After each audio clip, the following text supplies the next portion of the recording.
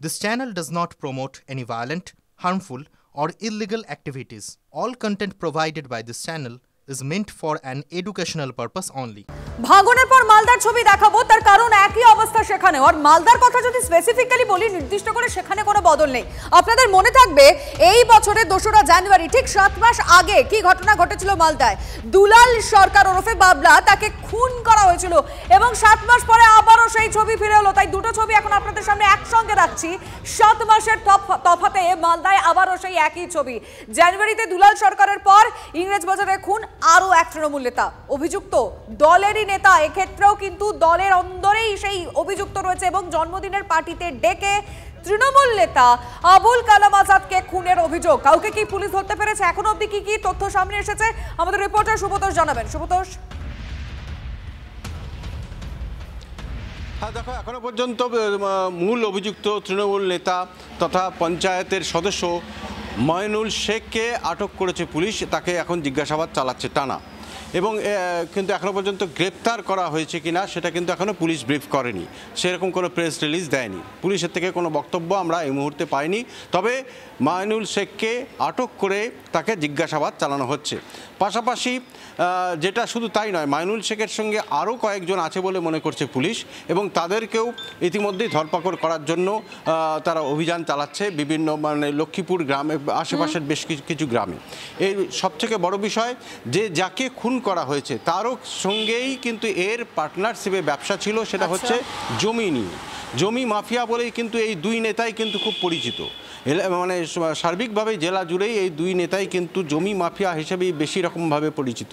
এবং কিছুদিন আগে আমরা একটি খবরও করেছিলাম, জাল ডকুমেন্ট করে বাবা ছেলেকে মৃত সাজিয়ে তার জমি হাতিয়ে নেওয়া, সেই যার বিরুদ্ধে অভিযোগ ছিল তার মধ্যে যে খুন হয়েছে সেই কারণ সামনে আসছে এটা দেখার রয়েছে। কারণ তৃণমূল নেতার পরিজনরা, মানে তার পরিবারের লোকেরা কি বলছেন শুনবো। আমার ছেলের পার্টনারও ছিল মাইনুল, লক্ষ্মীপুরে আজমুল আছে বানিয়া গ্রামের, আরো কয়েকজন আছে। বাড়ির লোক বলেছে, যে বাড়িতে ঘটনা সেই বাড়ির লোক বলেছে মাইনুল এবং মাইনুলের ছেলে নেতৃত্ব দিয়ে ধরাই মার্ডার করেছে। জমি সংক্রান্ত বিজনেস আছে, কিন্তু উনিও ওখানে বিজনেস করছেন। আবুল কালাম আজাদ আমার ভাগনা ওর এরিয়াতে এসে বিজনেস করছে, তার প্রভাবটা হয়তো কমে যাচ্ছে, তাকে সেখানে বিজনেস করতে দিবে না, এইভাবে তাকে হুমকি দেওয়া হবে। কিন্তু সেরকম কোনো জমি নিয়ে ঝামেলা হয়তো তৃণমূল হতে পারে সবাই, এবার মাইনুলের ব্যক্তিগত রাগটা কোন দিক থেকে গেল সেটা জানা নেই।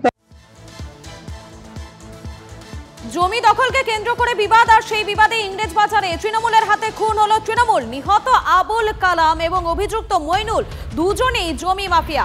নিহত আবুল কালামের বিরুদ্ধে জাল দলিল বানিয়ে জমি হাতানোর অভিযোগ, বাবা ছেলেকে মৃত দেখিয়ে 7 বিঘে জমি হাতানোর অভিযোগও উঠেছে কালামের বিরুদ্ধে। মইনুলের সঙ্গে 9 বিঘা জমি নিয়ে সংঘাতের জেরেই কালামকে খুন করা হয় বলে অভিযোগ উঠে আসছে। তদন্ত করে আমরা যা লোকের মুখে জানতে পেরেছি, লোকের কাছে, যে মহিলা ঘটিত কোনো ঘটনা ছিল, এর সাথে দলের কোনো সম্পর্ক নেই।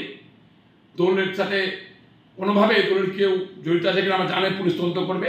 কিন্তু যারা এই খুনের সাথে যুক্ত আছেন, আমি পুলিশ প্রশাসনের কাছে আবেদন করব, তদন্ত করুন, তদন্ত করে তাদেরকে গ্রেপ্তার করুন আর দৃষ্টান্তমূলক শাস্তির ব্যবস্থা করুন। যারা এই ধরনের কাজের সাথে যুক্ত থাকে তারা দলের কর্মী হতে পারে না, দলের নেতা কর্মী হতে পারে না, তার বিরুদ্ধে ব্যবস্থা গ্রহণ করা হোক। বিজেপি নেতা জগন্নাথ চ্যাটার্জি রয়েছেন এই মুহূর্তে আমাদের সঙ্গে টেলিফোন লাইনে। আপনাকে স্বাগত টিভি9 বাংলায়। দেখুন, মালদাতে সেখানে যেন কোনোভাবেই অশান্তি থামছে না। মাত্র 7 মাসের ব্যবধানে ইংরেজবাজারে আবারও তৃণমূলের হাতেই খুন হতে হলো এক তৃণমূল কর্মীকে। কি বলবেন এ বিষয়ে? গতকাল ভাঙর, আজকে মালদা, এই জিনিস থামছেই না, এবং মারছে তৃণমূল, মরছেও তৃণমূল, এবং এর সঙ্গে রাজনীতির কোনো সম্পর্ক নেই। এরা সবাই রাজনীতির নাম করে ওই এলাকাতে তোলাবাজি, কাটমানি, জমি দখল, যাবতীয় অবৈধ কারবার চালিয়ে যাচ্ছে। তার ফলে তৃণমূল মানেই হচ্ছে অপশাসন, নৈরাজ্য, তাঁরই প্রতিনিধি হচ্ছে এরা। তো তার ফল সাধারণ মানুষকে ভুগতে হচ্ছে একের পর এক। কখনো বহরমপুর, কখনো কসবা, কখনো ভাটপাড়া, কখনো ভাঙর, কখনো মালদা। মালদায় তো পরপর 7 মাসের মধ্যে 2বার ঘটলো, এবং মূলত ভাগ বাটোয়ারার গল্প, পিঠে ভাগের গল্প নিয়েই এই ধরনের কারবারগুলি ঘটছে। একেবারে। অত্যন্ত চিন্তার, অত্যন্ত উদ্বেগজনক। একেবারেই ধন্যবাদ আপনাকে। বাজে খবরের দিকে নজর রাখবো। বৃদ্ধকে রাস্তায় ফেলে মারের পরও আগাম জামিন বেবি কোলের। দল বহিষ্কার করেছে কিন্তু বিন্দুমাত্র অনুতপ্ত নন বেবি কোলে। এদিকে পুলিশের বিরুদ্ধে নিষ্ক্রিয়তার অভিযোগ বৃদ্ধ অনিল দাসের। এদিকে বেবির আগাম জামিন পাওয়ায় জামিনে আতঙ্কে রীতিমতো আক্রান্ত এই অনিল দাস এবং তার পরিবার। বেবিকে জামিন দিলেও পুলিশের তদন্ত নিয়ে প্রশ্ন তুলেছেন বিচারক। বেবির বিরুদ্ধে খুনের চক্রান্ত ধারা দিলেও উপযুক্ত প্রমাণ দাখিল করেনি পুলিশ। পুলিশ প্রথম থেকেই বেবি কোলে সমস্ত যে ঘটনাগুলো একটার পর একটা সেগুলোকে ছোট করে, আর প্রশাসন বেবি কোলে আর ওই অ্যাডভোকেট তারা জড়িয়ে আছে। স্বভাবতই এই বেল দেখে আমি বিস্মিত নয়, বরং এটাই হওয়ার ছিল। খুবই খুশি। আমার কানুন ব্যবস্থার উপরে খুব বিশ্বাস ছিল, আছে, থাকবে। প্রশাসনের উপরে আমার বিশ্বাস ছিল, আছে, থাকবে। আজকে আমরা সবাই খুবই খুশি যে আমাদের উপরে যা অন্যায় অত্যাচার হচ্ছিল, আজকে আমি এই বেলটা পেয়ে রায়টা পেয়েছি। এটার জন্য আমি কোর্টকে, আমার ম্যাজিস্ট্রেট সাহেবকে, আমার অ্যাডভোকেটকে অনেক অনেক ধন্যবাদ জানাই।